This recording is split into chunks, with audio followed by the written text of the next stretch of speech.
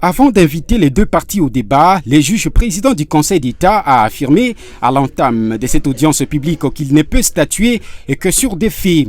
Lors de sa plaidoirie, Maître Gédéon Kalonji Mukendi a démontré comment le ministre de l'Issu, Moïndo Zangui, a marché sur la loi cadre fixant les conditions de création, organisation et fonctionnement des établissements supérieurs et universitaires privés et publics en République démocratique du Congo. Même cet ordre national des médecins qui avait reçu la mission d'enquêter la viabilité de ces facultés n'a jamais mis les pieds dans ces universités pour la plupart. Prenez la loi sur l'ordre national des médecins. Aucune disposition ne donne compétence à l'ordre national des médecins de dire si telle faculté de médecine est viable ou non viable.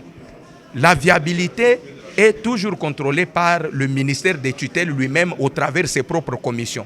Que le Conseil d'État puisse prendre tous ces paramètres et vérifier si un tel acte peut demeurer dans la circulation et produire ses effets vis-à-vis de ces universités. Après la lecture et interprétation des articles évoqués par la partie demanderesse, les avocats de la République, par contre, ont estimé que les dispositions évoquées sont étrangères à la cause. D'après les avocats du ministre de l'Issu, aucune liberté n'a été violée. Affirmation rejetée par les avocats de Bernard Kayumba qui ont fourni des faits devant les juges. Les responsables des universités frappés par la mesure du ministre Moïndo Zangui attendent que le juge puisse dire le droit, comme l'affirme ici André Woufela, recteur de l'université technologique Bel Campus.